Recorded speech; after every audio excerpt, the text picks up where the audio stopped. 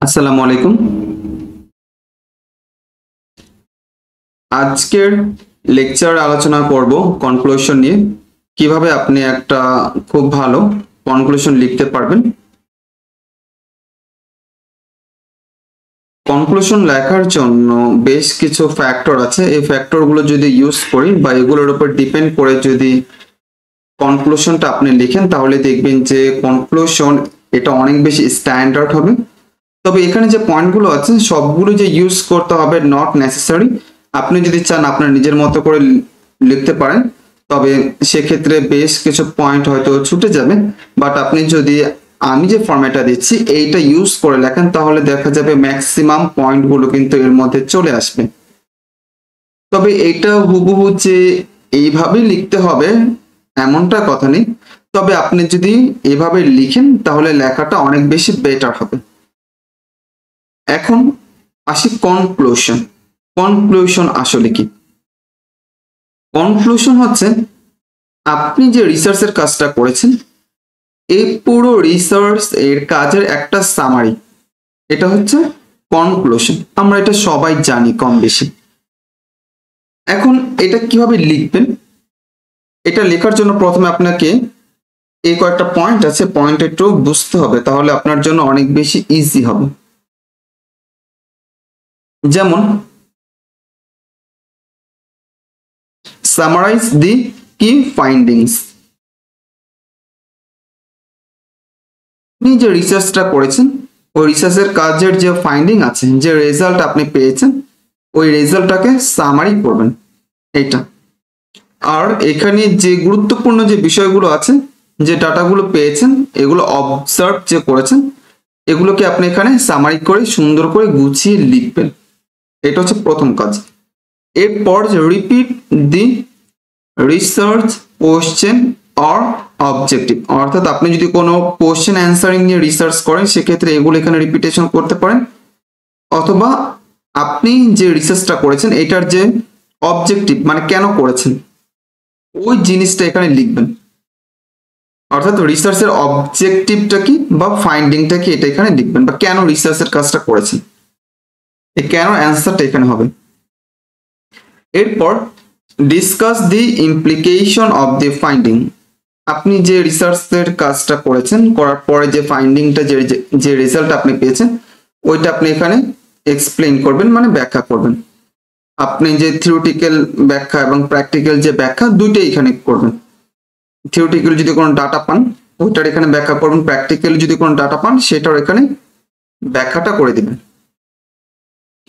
এরপর relate two existing literature.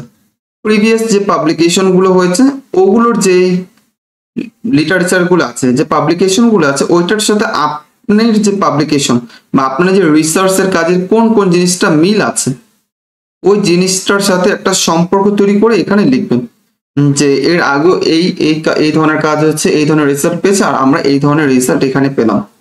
অর্থাৎ previous কাজ যারা নাকি এই কাজটা করেছে এই টপিকের উপর বিভিন্ন জার্নালে পেপারগুলো পাবলিশ হয়েছে, আপনি গুগল স্কলার সার্চ করে এগুলো পেয়ে যাবেন।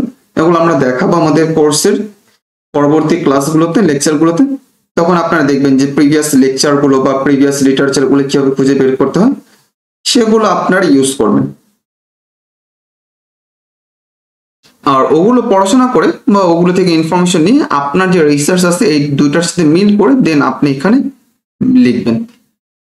এরপর অ্যাড্রেস স্টাডি লিমিটেশন। আপনি যে রিসার্চ করেছেন এই রিসার্চের মধ্যে যদি কোনো লিমিটেশন থাকে তাহলে এটা এখানে মেনশন করে দিতে পারেন বা দিবেন। কারণ দেখা যায় আপনার যে কাজের লিমিটেশন আছে হয়তো অন্য কোনো রিসার্চার তারা এই লিমিটেশনটা নিয়ে আবার রিসার্চ করবে, তারপর তারা নতুন একটা রিসার্চের জন্য রিসার্চ গ্যাপ কিন্তু খুঁজে পাবে আপনার এই লিমিটেশন থেকেই। এরপর অফার ক্লোজিং থটস।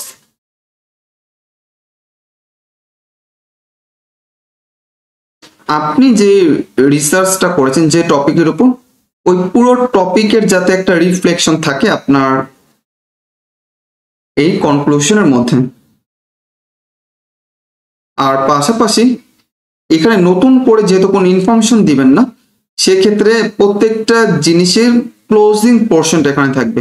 অর্থাৎ প্রথম দিকে আপনি অনেক কিছু বলেছেন, বাট এখানে প্রত্যেকটা টপিকের রিফ্লেকশন থাকবে এবং তার ক্লোজিং পার্টটা থাকবে। অর্থাৎ শেষের দিকে যে কথাগুলো নর্মালি বলা হয় ওই জিনিসগুলো আপনি এখানে বলবেন। আর এটা হতে পারে কোনো চ্যালেঞ্জ, সাজেশন বা ইনসাইট, ফিউচার ডিরেকশন, এই ধরনের টাইপের আর কি, বা কোনো কনসিডারেশন যদি হয় এগুলো। অর্থাৎ নতুন করে ইনফরমেশন অ্যাড করবেন না, যা আগে যা বলেছেন ওগুলোর এখানে ক্লোজিংটা বলবেন। এরপর end with a strong closing statement, সর্বশেষ পুরো পেপারের যে ক্লোজিংটা আছে ওইটা এখানে দিয়ে দিবেন বা বলবেন যে আমরা এগুলো নিয়ে কাজ করেছি, এগুলো পেয়েছে। অর্থাৎ ক্লোজিংটা দেওয়ার পর এখানে আর নতুন করে কোনো ইনফরমেশন যাতে ঢোকাতে না হয় বা অ্যাড করতে না হয়, আর আপনারাও এটা অ্যাড করবেন না, যাতে কেউ পরে বুঝতে পারে প্রত্যেকটা টপিক আসলে শেষ হচ্ছে।